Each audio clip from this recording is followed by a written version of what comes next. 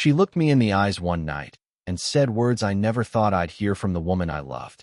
"You're just not enough of a man for me." That sentence, it broke something inside me. Imagine giving your time, your love, your loyalty to someone, only to have them cut straight into your soul with a single sentence. I wasn't perfect, I'll admit that, but I thought love was supposed to see past imperfections. Instead, her words echoed in my head for days, burning deeper every time I replayed them. Not enough of a man. What did that even mean? Was I not strong enough, not rich enough, not exciting enough? I'm Daniel, 32 years old, and for the last 2 years, I thought I had found the woman I'd spend the rest of my life with. Her name was Claire, beautiful, confident, the kind of person who walked into a room and instantly drew every eye. From the start, I felt lucky to even stand next to her, like I had somehow won a prize I didn't deserve. But the thing about people like Claire is that they know their worth, and sometimes they want the world to keep proving it to them. I tried. I worked longer hours, bought her gifts I couldn't afford, even changed the way I dressed because she said I looked too simple. I told myself love meant effort. But what happens when the person you're giving everything to decides it's still not enough? The night she said those words, we were sitting in her living room. She didn't shout. She didn't cry. She just sipped her wine and said it as calmly as if she were commenting on the weather. "You're just not enough of a man for me." No hesitation. No apology. It was almost casual. And here's the thing. I didn't even argue. I just sat there, stunned, numb, staring at the woman I thought I knew. My chest tightened, but I didn't let her see me break. I left that night with a smile so forced it hurt my face, and I told myself I'd never give her the satisfaction of knowing how much she'd wounded me. But fate has a way of playing strange games. Because just when I thought my story with Claire had ended, another door opened. A door I never expected. Claire had a younger sister, Sophie. She was nothing like her sister. Where Claire was bold and sharp, Sophie was soft-spoken, thoughtful, with eyes that seemed to notice details no one else cared about. And the craziest part? Sophie saw me. Not the version of me Claire had tried to mold, not the man constantly trying to prove his worth, but me. It started with small conversations, little smiles exchanged in moments when Claire wasn't paying attention. And then one day, Sophie said something that turned my whole world upside down. She looked at me, really looked at me, and whispered, "You're everything." And that's where the story truly begins. Because from that moment on, nothing in my life would ever be the same. When I first met Claire, I wasn't looking for love. I was just another guy trying to keep up with life, work, bills, responsibilities that weighed heavier than I cared to admit. She walked into my world like a spark in a dark room. We met at a friend's birthday party, and I remember thinking she was way out of my league. Tall, polished, with that kind of confidence that makes everyone else shrink a little. When she laughed at one of my awkward jokes, I felt like I'd just been handed a miracle. At first, being with Claire felt like stepping into a life I didn't think I deserved. She wanted fine dinners, weekend getaways, the best of everything. And I wanted her. So I said yes, even when my wallet said no. I took extra shifts, skipped meals sometimes, just so I could keep up with the world she wanted to live in. People say love is about sacrifice, but nobody ever tells you how much of yourself you can lose when you're constantly giving. The cracks showed early. She'd tease me about my car being too old, or my job not being ambitious enough. At first, I brushed it off as jokes, but jokes cut deeper when they come from someone you'd give your whole heart to. Every time she rolled her eyes at something I did, I felt myself shrinking, trying harder, hoping one day I'd finally measure up in her eyes. But then there was Sophie, Claire's younger sister. She was the quiet one in the family, the one who never demanded the spotlight. I remember the first time we properly talked. It was at a Sunday dinner with their parents. Claire was busy scrolling through her phone, half listening to me, when Sophie leaned over and asked me about my work. Not in a polite, surface-level way. She wanted to know what I liked about it, what made me feel proud. No one had asked me that in a long time. From then on, I noticed things. Sophie's gentle way of listening. The way her smile seemed to carry warmth instead of judgment. She didn't need expensive gifts or grand gestures. She just needed honesty. Around her, I felt enough. Like I could breathe without constantly checking if I was good enough to exist. But here's the problem. I was still with Claire. And Sophie was her sister. It was a line that should never be crossed. A thought that should never even exist. I told myself it was nothing. just innocent kindness. But deep down, I knew I was lying to myself. Because every time Claire cut me down with her words, Sophie's voice lifted me up. And every time I felt invisible with Claire, Sophie's eyes told me she saw me. I didn't know it yet, but this fragile balance, the push and pull between two sisters, was about to shatter. And when it did, none of us would come out untouched. The weeks after Claire told me I wasn't enough of a man felt like walking through fog. I was still with her, technically, but something had shifted. Her words hung in the air like poison, and no matter how hard I tried, I couldn't breathe around her without tasting the bitterness. Every conversation turned into a test. What I said, what I wore, how much money I spent. It was never right. And the harder I tried to fix it, the colder she became. But Sophie was different. She started showing up more often, dropping by during family dinners, calling Claire about little things, and somehow always finding a reason to talk to me too. At first, I thought it was coincidence. Then I realized she noticed me in a way Claire never did. She remembered the small things, how I took my coffee, how tired I looked after long shifts, how music was the only thing that helped me unwind. She'd ask questions that made me feel human again, not just a man constantly failing a checklist. And I hated myself for noticing. Because every time Sophie's kindness warmed me, guilt followed like a shadow. I was Claire's boyfriend. I wasn't supposed to be thinking about her sister this way. But the more Claire pushed me away, the closer Sophie seemed to pull me in without even trying. One night, it all came to a head. Claire and I went to dinner, and halfway through, she laughed at something on her phone and muttered, "God, I should have dated someone with more drive." She didn't even look up when she said it. I stared at her, heart pounding, but I stayed silent. What could I say that she hadn't already dismissed 100 times before? When I dropped her off, Sophie was standing at the door. Claire barely noticed her as she walked inside, still glued to her phone. But Sophie did notice me. She looked straight at me, and for a second, I swear she saw the storm I was carrying. She opened her mouth like she wanted to say something, but then she stopped. Instead, she just held my gaze a moment longer than she should have. And in that silence, something unspoken passed between us. Something dangerous. I drove away that night with my chest tight, my hands shaking, and one question burning in my mind. What happens when the person who sees your worth is the one you're not supposed to want? It got harder to hide. Claire's disinterest in me grew louder every day. She canceled dates at the last minute, answered calls with sighs, and barely looked up from her phone when I spoke. I told myself I could endure it, that I could push through and somehow prove her wrong.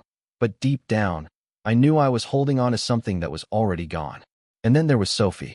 Every encounter with her became charged, like we were both standing too close to a fire. At family dinners, her eyes would flicker toward me across the table, just for a second longer than they should. When I made a joke no one else laughed at, she did. When I spoke about something I cared about, she listened, even when Claire rolled her eyes. One evening, Claire asked me to pick her up from her parents' house. She wasn't ready when I arrived, so I ended up waiting in the kitchen with Sophie. It was just the two of us, the ticking of the clock filling the silence. She poured me a glass of water without asking, then leaned against the counter. "You look tired," she said softly. I laughed it off, but my voice cracked. "Yeah, well, I guess that's what happens when you're never enough." The words slipped out before I could stop them. Sophie froze. Her eyes softened, and for a moment, it felt like she was holding all the pain I had been carrying. "You are enough," she whispered, almost too quietly to hear. My chest tightened. I wanted to look away, but I couldn't. Something about the way she said it, like she meant every syllable, shook me to my core. For the first time in months, I felt seen. But then Claire's voice echoed from upstairs, breaking the moment like glass shattering. Sophie quickly turned away, busying herself with dishes, and I sat there, gripping the glass of water as if it could anchor me.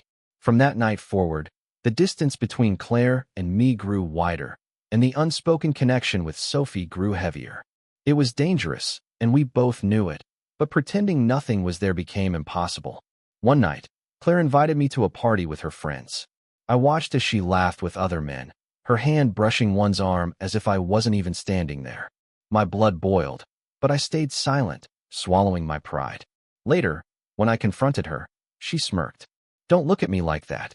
If you were more of a man, I wouldn't need attention elsewhere." The words cut deeper than a knife. I left before I said something I couldn't take back. When I pulled up to my apartment, Sophie was there. She had called earlier, worried about me, and somehow, she knew I'd need someone that night. She was sitting on the steps, waiting in the cool night air. And the moment I saw her, I knew something was about to break. Because the truth neither of us had spoken was about to spill out, and once it did, there would be no turning back. I thought the breaking point would be Sophie and me admitting what we felt. But the real shock came from Claire. That night, after I dropped Sophie off, Claire showed up at my apartment unannounced. Her eyes were blazing, her voice sharp. "I know," she spat. "Don't bother lying. I saw the way you looked at her. My own sister." My stomach dropped. She wasn't wrong, but before I could speak, she laughed bitterly. "You think Sophie's innocent? You think she's different from me? She's been after you from the start."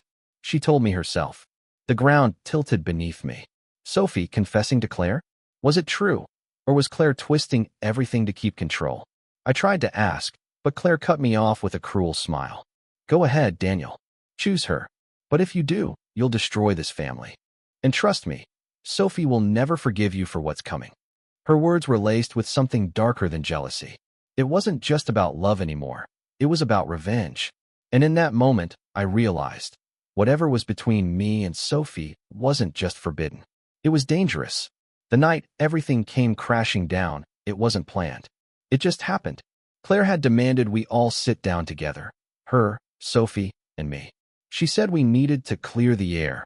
But the way she said it felt more like a trap than a conversation. I sat at the dining table, my chest pounding, Sophie sitting across from me with her hands folded tight in her lap. Claire paced behind her chair like a predator circling prey. "So," Claire began, her voice dripping with venom. "Let's just say it out loud. My boyfriend has been falling for my sister. And my sister? Well, she's been waiting for me to fail." Sophie's face flushed red. "That's not true," she whispered, her voice trembling. "I never wanted this. I just saw him hurting." Claire slammed her hands on the table, making us both jump. "Don't play innocent. You've been dreaming of taking what's mine since the beginning." I couldn't hold back anymore. "Enough, Claire. You pushed me away. You broke me down until there was nothing left. Sophie didn't steal me. You lost me." For a moment, silence filled the room. Then Sophie spoke, her voice stronger now. "He deserves love, Claire. Real love. And you were never going to give it to him." Claire's eyes burned with rage. She grabbed her wine glass, and for a split second, I thought she was going to throw it. But instead, she smiled. A cold, terrifying smile. "You think you've won? Go ahead. Be with him. But here's the truth, Daniel." She leaned in, her voice low, cutting through the room. "You were never enough for me, and you'll never be enough for her either." Sophie's breath caught, tears welling in her eyes. She opened her mouth to protest, but Claire stormed out before she could speak, the front door slamming like a gunshot. The room fell into a suffocating silence. Sophie looked at me, her hands trembling, and whispered, "Don't listen to her, please." But deep inside, a seed of doubt had been planted. Because Claire's last words didn't just sound like anger. They sounded like a warning. After Claire stormed out that night, the silence between Sophie and me felt heavier than anything I'd ever carried. Her eyes searched mine, desperate, pleading for me to believe her, that what we had wasn't some cruel game or stolen fantasy. And the truth was, I did believe her. But Claire's words clung to me like shadows. "You'll never be enough for her either."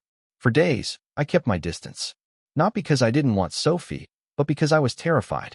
Terrified of hurting her, terrified of repeating the same cycle, terrified that Claire might have been right, that maybe I wasn't enough for anyone. Sophie didn't push. She gave me space, though I could see in her eyes she was afraid I'd vanish too. Then, one afternoon, she showed up at my place with a small box in her hands. Inside was an old, worn journal. "It was Dad's," she said softly. "He wrote about what it means to love someone. Not the kind of love that looks perfect on the outside, but the kind that survives storms. I want you to read it. And I want you to know, I don't care about what Claire said. I see you. Just you." I spent the next 2 nights reading that journal cover to cover. Simple words about love and struggle, about choosing each other even when life made it hard. And somewhere in those pages, something shifted in me. I realized that Claire's voice had been in my head for so long, telling me I wasn't enough, that I'd started to believe it.